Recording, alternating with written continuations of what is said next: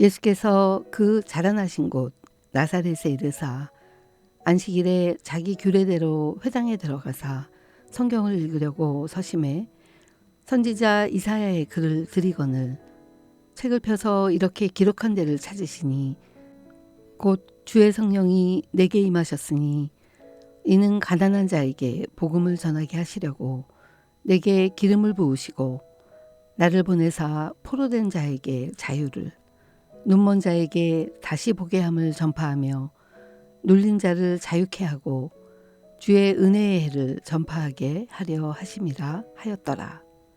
누가복음 4장 16절에서 19절 말씀입니다.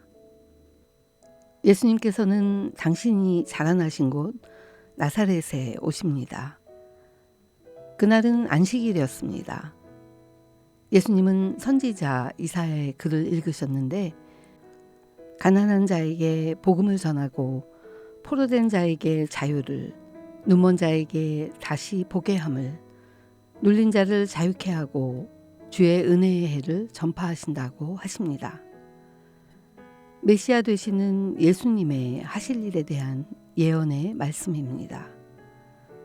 자유로워지고 치유되고 회복되어지는 귀한 내용입니다. 예수님은 우리를 회복시키러 이 세상에 오셨습니다.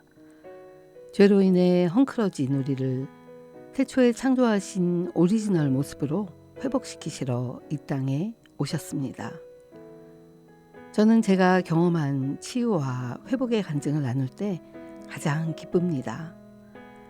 그리고 저의 강의와 간증을 듣는 모든 분들도 제가 경험한 것과 같은 치유와 회복을 경험하게 되기를 간절히 기도합니다. 어린 시절 외로움을 타는 수줍은 여학생이었고 성인이 되어서는 조용한 사모였던 제가 지금은 크라운 오브 뷰티라는 치유와 회복 세미나 강사로 중보기도 사역자로 여기저기서 강의와 간증을 나누고 있는데요. 저는 종종 이런 말을 듣곤 했습니다. 우리 사모님은 말씀도 없으시고 너무 좋으세요. 저는 이런 말을 들을 때마다 사랑받고 인정받는 느낌을 받았던 것 같아요. 그러면서 더 사랑받고 인정받기 위해서 조용한 사모로 살아왔습니다. 저는 제가 원래 조용한 사람인 줄만 알았는데 저의 마음속에 상한 마음들의 치유를 경험하면서 저도 모르게 눌려서 지냈던 내면의 감정들이 건강하게 회복되었고 새로운 저 자신을 발견하게 되면서 하나님께서 원하셨던 저의 오리지널 모습으로 회복되었습니다. 치유와 회복을 경험한 후에 저는 더 이상 조용한 사모로 인정받으려는 보호 행동이 사라지게 되었고 자연스럽게 간증을 나누는 삶을 살게 되었습니다. 오래전 중국 선교지에서 미주를 방문했을 때 어느 교회에서 간증을 하게 되었는데요. 남편은 저를 교인들에게 소개하면서 이렇게 말했습니다. 여러분, 우리 아이가 달라졌어요 라는 TV 프로그램처럼 저희 아내가 달라졌습니다. 제 아내가 이렇게 강단에 서서 여러분에게 간증한다는 것은 매우 큰 변화입니다. 수줍음이 많았고 늘 조용하고 눈에 띄지 않던 사람이었던 제가 처음으로 강대상에 서서 간증을 하는데 전혀 떨리지가 않았습니다. 개인들과 개별적으로 이야기를 나누는 것처럼 편안한 마음으로 간증을 나누었습니다. 저의 간증을 들으신 장로님 한 분이 나중에 이렇게 말씀하셨습니다. 사모님이 이렇게 말씀을 잘하시는지 몰랐네요. 참으로 놀랐습니다. 사실 저 역시도 저의 변화된 모습에 많이 놀랐답니다. 아, 내가 사람들 앞에서 말을 할 수 있는 거구나.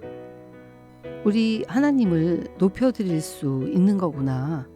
라면서 신기하기도 했고 기쁘기도 했습니다. 그 후로 하나님의 인도하심 가운데 세미나를 인도할 수 있는 문들이 여기저기 열리기 시작했고, 강의와 간증을 나누는 삶은 지금도 계속 이어지고 있습니다. 이렇게 사역자로 세워져 가는 저의 모습을 보면서 제가 원래 수줍고 조용한 사람만은 아니었다는 사실을 깨닫게 됩니다. 사실 제가 가장 좋아하는 것이 간증을 나누는 일입니다. 악한 세력은 이렇게 우리를 조약된 상처의 감정으로 끌고 가서 묶는 것 같습니다. 그동안 나 자신을 보호하느라 조용한 삶으로 살면서 말을 안 하고 살았으니 제가 가장 좋아하고 잘할 수 있는 일이 막혔던 것입니다. 이렇게 우리가 회복되는 것은 너무나도 중요합니다. 내가 아버지의 계명을 지켜 그의 사랑 안에 거하는 것 같이 너희도 내 계명을 지키면 내 사랑 안에 거하리라. 내가 이것을 너희에게 이름은 내 기쁨이 너희 안에 있어 너의 기쁨을 충만하게 하려 함이니라. 요한복음 15장 10절 11절의 말씀입니다. 하나님은 자녀들의 순종 여부와 상관없이 우리를 사랑하십니다. 사랑은 그분의 본질이시니까요. 하나님은 우리가 회개함으로 돌아올 때까지 우리의 방식을 허락하십니다.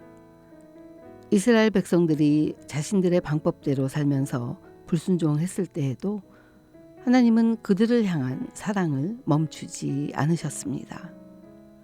그러나 우리가 주님의 계명을 지키면서 순종하며 거할 때 하나님 안에서 누리는 기쁨이 있습니다. 우리가 순종의 길을 걸을 때 우리는 하나님과 친밀하게 되고 하나님 사랑 안에 거할 때 충만한 기쁨을 경험하게 되는 것입니다. 하나님께서 우리가 자유하고 치유받고 새롭게 회복되기를 원하시는 이유 중 하나는 하나님은 당신의 창조물에게 당신의 사랑을 쏟아붓고 당신의 자녀들과의 친밀한 관계를 기뻐하시기 때문입니다. 하나님은 우리를 그분과의 사랑의 교제로 초청하십니다.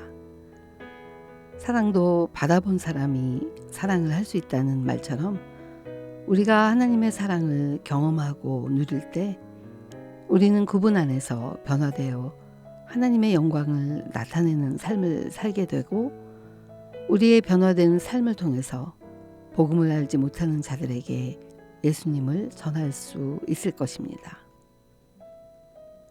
그런즉 심는 이나 물 주는 이는 아무것도 아니라도 오직 자라게 하시는 이는 하나님뿐이니라 라는 고린도전서 3장 말씀처럼 우리를 돌보고 자라게 하시고 변화시키시는 분이 하나님이시라는 것을 깨닫는 것은 우리를 자유롭게 합니다. 하나님께서는 우리가 더욱더 열심히 노력하는 다람쥐 쳇바퀴 같은 일상에서 벗어나기를 원하십니다.